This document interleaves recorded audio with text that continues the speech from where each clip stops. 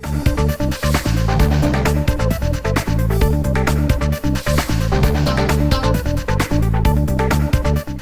পোশাকে কলকাতা হাইকোর্টে গেলেন রাজ্যের প্রাক্তন মুখ্যমন্ত্রী মমতা বন্দ্যোপাধ্যায়। তবে হাইকোর্ট চত্বরে মমতাকে ঘিরে উঠল চোর চোর স্লোগান। হাইকোর্ট চত্বরে চরমে উত্তেজনা। পরিস্থিতি সামাল দিতে কালঘাম ছুটল নিরাপত্তারক্ষীদের। এটা বাংলা, উত্তরপ্রদেশ নয়। এটা বুলডোজার রাজ্য নয়। বাংলার মানুষকে বাঁচান। ভোট পরবর্তী হিংসা রুখতে কলকাতা হাইকোর্টে কাতর আর্জি বাংলার প্রাক্তন মুখ্যমন্ত্রী তথা তৃণমূল সুপ্রিমো মমতা বন্দ্যোপাধ্যায়ের। ভোট পরবর্তী অশান্তি রুখতে এবং ঘর ছাড়াদের নিরাপদে ফেরাতে কড়া অবস্থান কলকাতা হাইকোর্টের। ঘর ছাড়াদের ফেরানোর গুরুদায়িত্ব পুলিশেরই। ভোট পরবর্তী হিংসা মামলায় বড় নির্দেশ হাইকোর্টের। রাজ্যের কাছে জবাব তলব উচ্চ আদালতের। শুভেন্দু অধিকারীর হুঁশিয়ারি পরই কলকাতায় বুলডোজার অ্যাকশন। তিলজলা গড়িয়ায় ভাঙল অবৈধ নির্মাণ। বৃহস্পতিবার ভাঙা হয় গড়িয়ার মিতালি সংঘের মাঠের পাশের ক্লক টাওয়ার। পুরসভা কর্মী এবং কেন্দ্রীয় বাহিনীর নিরাপত্তায় চলে ভাঙচুর। বাংলায় মুখ্যমন্ত্রী হিসাবে শপথ গ্রহণ করার পরই কলকাতায় লাগাতার বুলডোজার অ্যাকশন। নির্দিষ্ট সীমার বাইরে ধর্মীয় প্রতিষ্ঠানে মাইক বাজানো যাবে না।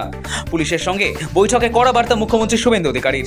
শুধু শব্দ দূষণ নয়, প্রকাশ্যে পশু হত্যা এবং নিয়ম বহির্ভূত পশু বলি নিয়েও কড়া বার্তা দিয়েছেন শুভেন্দু অধিকারীর সরকার।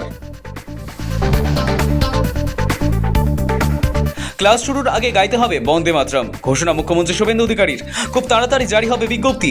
বৃহস্পতিবার বিধানসভা চত্বরে দাঁড়িয়ে মুখ্যমন্ত্রী নিজেই এই সিদ্ধান্তের কথা জানান। স্পষ্ট করে দেন, খুব শীঘ্রই এই বিষয়ে নবান্ন থেকে আনুষ্ঠানিক সরকারি বিজ্ঞপ্তি জারি করা হবে। আরএসএস যোগেই প্রাধান্য দিল বিজেপি। বিধানসভা স্পিকার পদে কোচবিহারে দক্ষিণের বিধায়ক রবীন্দ্রনাথ বসু। উত্তরবঙ্গে প্রথমবারের বিধায়ক হচ্ছেন এবার বিধানসভা স্পিকার। নাম প্রস্তাব করেন মুখ্যমন্ত্রী শুভেন্দু অধিকারী। অবশেষে কেরলে কংগ্রেসের সুপার কামব্যাক। ভোট গণনা 10 দিন পরে কেরলে নতুন মুখ্যমন্ত্রীর নাম ঘোষণা করল কংগ্রেস।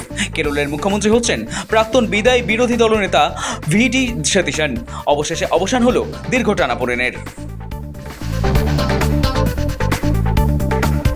তৃণমূলের মামলার মাঝেই আরও এবার 16 রাজ্য এবং 3 কেন্দ্রশাসিত অঞ্চলে তৃতীয় পর্যায়ের এসআইআর ঘোষণা করল নির্বাচন কমিশন। তৃতীয় পর্যায়ের এসআইআর ঘোষণা কমিশনের বৃহস্পতিবার জারি করা হলো বিজ্ঞপ্তি।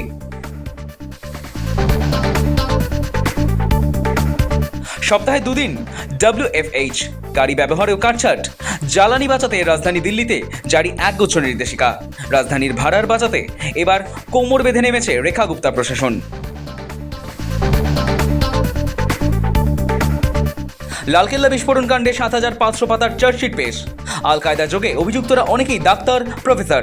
বৃহস্পতিবার দিল্লির পাতিয়ালা হাউস কোর্টে 10 জন অভিযুক্তের বিরুদ্ধে চার্জশিট পেশ এনআইএর। চার্জশিটে দাবি, এই নাশকতার নেপথ্যে ছিল আল কায়দা ঘনিষ্ঠ জঙ্গি সংগঠন আনসার গাজওয়াত উল হিন্দ।